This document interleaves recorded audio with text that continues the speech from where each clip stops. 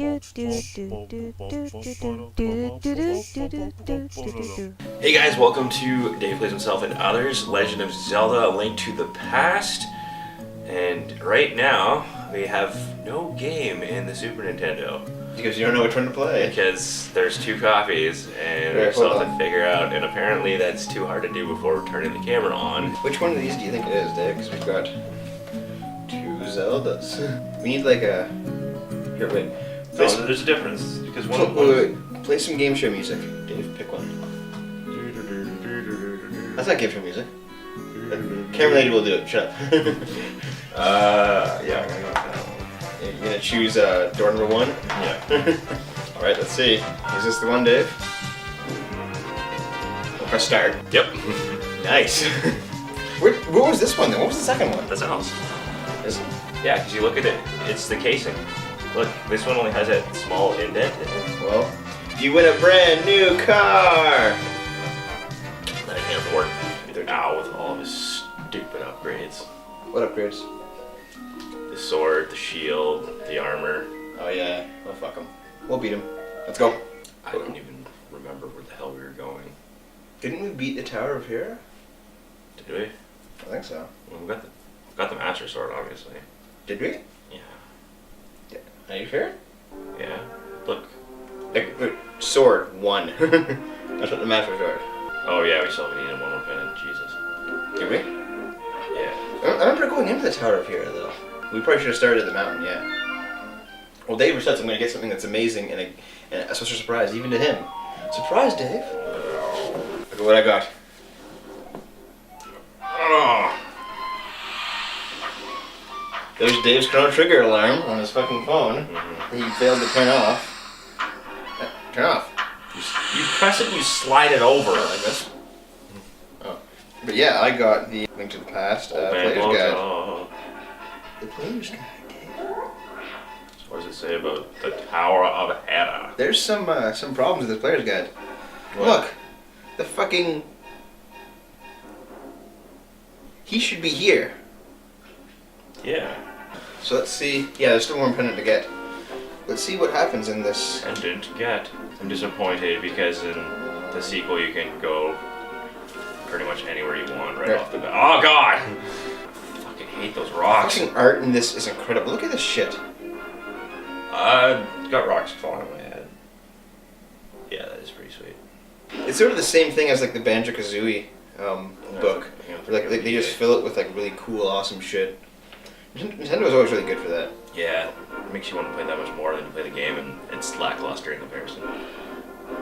You're like, oh well. I don't think Zelda was considered lackluster in comparison. It's still a good game. But alright, let's skip ahead. Castle Towers, you can escape route. And all the maps are like hand-drawn. They're not like... They didn't take pictures of the thing, they drew them. Here we go. Here's the third. To the top of the tower, Dave. The multi-levered Tower of Hera was an intimidating structure that had many block barriers controlled by crystal switches. It also had star tiles that suddenly changed the floor plan, sometimes creating pits that claimed many intruders. From the grand foyer... Foyer. A stairway on the left led down, other than the right led up to the third floor and beyond. The huge mole dorm, which was not fond of guests, occupied the entire 6th floor. We don't have the moon pearl, do we? Check out your... Okay, press start. No moon pearl. So we entered the Tower of Hera last time. I remember doing that, but I don't remember... I don't think we beat it, because we don't have the pendant. No. Unless you just like beat the boss and left, like an idiot. No. That is something that Dave would do, though. Like yeah. You guys have all seen Dave play.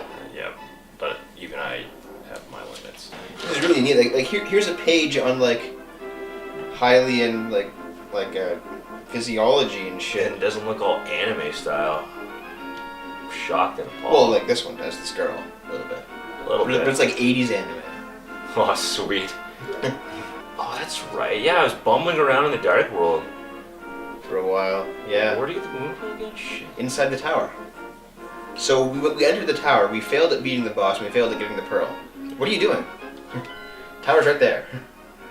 How do I get there? You go into the dark... What the fuck? That was time now. And you gotta warp with the mirror on top of one of those two spots. Ba-bam. And now we're going into the tower for the second time. How far did we get in this? Like, you have the map, the key, and the in the compass. We must have got pretty far. Let's see. We visited every room and we just failed at it. Maybe we just got to the boss and just died. Maybe. Yeah. It's been a while since we played this, by the way. Yeah. The main reason I picked up this guide, actually, well, I didn't pick it up, but I had it at my house. It's my old ass guide.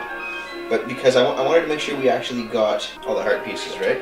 I love old guides like this, just because like they put work. They put a lot of work into them. Yeah, there's a lot of love in them. Like they talk about like.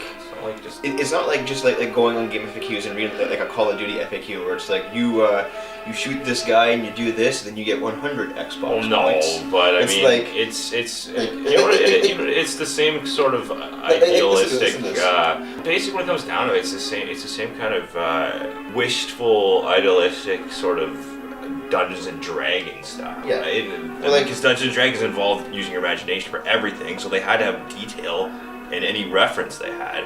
So you look at the creature companion or monster guide or whatever the hell it is, or like the game that I just started getting into and haven't really picked up in a while, but will be at some point. Yeah. It has a fluff book, a background book, and it's not even as necessarily as sweet as that. Well, it's not all colored. Yeah. But the illustrations are fantastic, though. I mean, because it's a very small team of people that make the game, and that's what it comes down to. Yeah. It's like the company's got too big. Maybe, but like what I was thinking. But now they can only have smaller crews anyways because they just use CG for everything. What I was thinking before though is that like walkthroughs now are just kind of treated like a job. Like, oh, you just go here and do this and do that. But like listen to this. Here's the Dark Palace. The palace in this region was said to have been the residence of the king of the Golden Land. After Ganon took over, the Hylian king moved out and the Helmasaur king moved in. With no upkeep, the garden maze became overgrown and the halls of the palace deteriorated. Like, there's nothing about that history in the game. They just put it in. Just like make it. They treat it like an adventure. You know? Exactly. You gotta like. Oh, you gotta drop down. Yeah, you gotta drop down. You have to like press a button. Yeah, press that button. Yeah. So that you fall on a space and then you can walk through from the floor above. Well, because you're a derp. I don't think so. I am pretty derp at times. Yeah, fall in that hole. Oh god. Oh god. Dave. Wait, aerial view. From high overhead, the ridge near the top of Death Mountain looked like a pair of eyeglasses. Early Hyruleans dubbed the peak Spectacle Rock. It doesn't look like eyeglasses to me, Dave. Look what it looks like.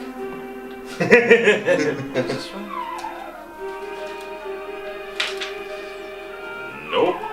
Oh, right in the pot. Are you just like going all the way fucking down? Wow. I've never taken that one before, apparently. That's... Well, okay. Do you need fairies? Yeah. Well, let's enslave those bitches. Well, one of them. I'll use the other one for my own Well, you have more than one bottle, you know. I don't. So you need to go over it. Wow, Dave. You forgot the whole game, didn't you? Yes, I did. Yeah. Shit. Standing 6 stories tall, the Tower of Hera defended the mountain region. It was built in the traditional Hyrulean style with a brick facade, carved stone pillars, and an elaborate marble tile. Because the stone and marble were hand-quarried by Hyrulean miners, it took many years to finish the building. What was its purpose, though? What are you talking about? It was a palace. Yeah, but like, the Eastern Palace was like an ancient ruin. Yeah. For like an old monarch from like before Hylian times and stuff. It's like, well, what was this one? You realize, well, Buckingham Palace, Kensington Palace, those are two different palaces. Yeah. Kings and queens can have more than one palace. Yeah. So it's probably just his like summer palace or something. So he wants to get away from it all. So he built a fucking summer palace as a tower on top of Death Mountain, which is an active volcano. No, this was his seat. Was it Eastern Palace would have been in like his Wouldn't his seat be like the main Hyrule fucking castle? No, Hyrule Castle's built after. That's like the modern palace, I guess? Yeah. Well, of course it is, because it's not the Golden Rule. Oops. You gotta like drop there. Yeah. You gotta like, kind of map it out. Here's the thing. This book, like, we're in the Tower of Hera section right now in the book. It provides you with like a lot of flavor and fluff. It provides you with so maps. much flavor. Maps. It doesn't tell you exactly what to do. It doesn't say you drop right here to get to this pearl, but it says like you should drop through holes, and you know, here's the map of the area, so you can kind of plan it out. But it still lets you do it. You know, that's not the right hole, Dave. You have to have a hole that is slightly above and to the right. I've said that to many a woman. Oh, fair enough. Which means you have to like hit the switch, or hit the star panel to make new holes appear. See, yeah, there's the hole right there. Yeah, it is right here. That's the one. That's the one. I beat this game before. Oh. Oh, I know what you have to do. You have to drop from the top of the hole so you land above the star panel. I remember like playing this as a kid and just fucking racking my brain trying to. I drew maps of like the 2 floors and tried to put them over top of each other to try and figure out which hole to drop in. Remember back in the day where like games required like drawing stuff and writing stuff down and memorization? Yeah, that's fantastic. Yeah, now it's just kind of shit. It's like, here's your quest log. Go suck a D. There you go. You found the moon pearl. Fuck yeah. So now you can go into the dark world. Here's my biggest problem about Legend of Zelda. This is I love the series, but I have one really big problem with it. What's that? It keeps introducing alternate dimensions that only feature in one game and are never really explained. And are never like brought up again. Where are you going? Go to the top and beat the fucking worm. Never. Fine. Cause like, okay, we know from Ocarina of Time that the gods and goddesses of Hyrule made an alternate dimension for the There's no gods. for the Triforce to sit in, which was the Golden Land. And then the Golden Land in this game became the Dark World because Ganon invaded. Like, And then the other time it became... Actually, no, it didn't. I was going to say something from the sequel, but it's not the Golden World. yeah, it's not at all. It's not the Golden World or the Dark World at all. It's different. It's like an alternate dimension. Another one that just, yeah. So, Yeah. yeah, just like you said, something that hasn't really adequately... Fuck you. Yeah, or and the Tweely dimension, which is where the goddess Hylia sealed demise in all of his Tweely in Skyward Sword and in Twilight Princess. Yeah. You know, like where the fuck did that come from? What is that's relation to the Golden Land? It doesn't have Is it just one, like some other fucking alternate dimension out of nowhere? pretty much.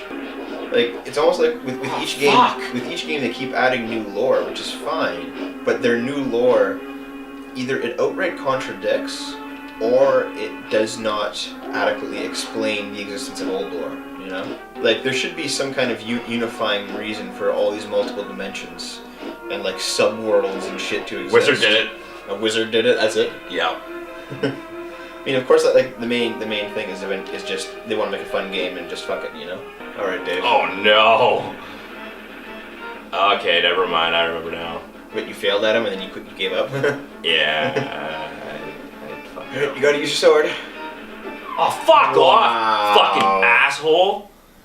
This is gonna be a long ass episode. Oh, it's gonna be bad. That's the thing, like, I kill this guy, like, in the sequel game, I fucking murder this guy so fast. Well, it's because you get to bounce up, right? Like when you bounce up with the 3D shit, you can like he still keeps his health. Like in this one, he regens his health every time you fall off. Yeah. Nice. Okay, just like stay far away from him until he goes into that long ass stretch. Oh, fuck! Oh. Wait, is the music for in Link Between Worlds this music too for bosses? I think, yeah, it's like a remastered version, pretty much. Cool. Well, that game is basically just like a fan service game anyway. Oh, it totally is. One, you squirrely bitch. Oh, God. Come on. Yeah. I think the reason they put that hole there is because they found it was probably way too hard without like something to play hooky around him with. Get in there. Yeah. Oh, he's on his last hit, Dave. He's going fast. Oh, God. I remember once I panicked and I charged off the platform trying to get away from him going fast. Oh, fuck, he's so squirrely. Oh. Get in there. Oh. Get in there. Oh. Yeah. Good job. Thank you. Yeah, he's much easier in other games, except for Link's Awakening. That sucked. He's like the same in Link's Awakening, isn't he? Yeah, he's the same, but it's a monochrome screen, and it's about 2 inches square. All right. I guess that does it for this time, doesn't it? Yep, sure does. You're just gonna warp out. You fuck. Cheap as shit. Next time we go get this thing. Get this thing. It's right here already. Hey, yeah. Done.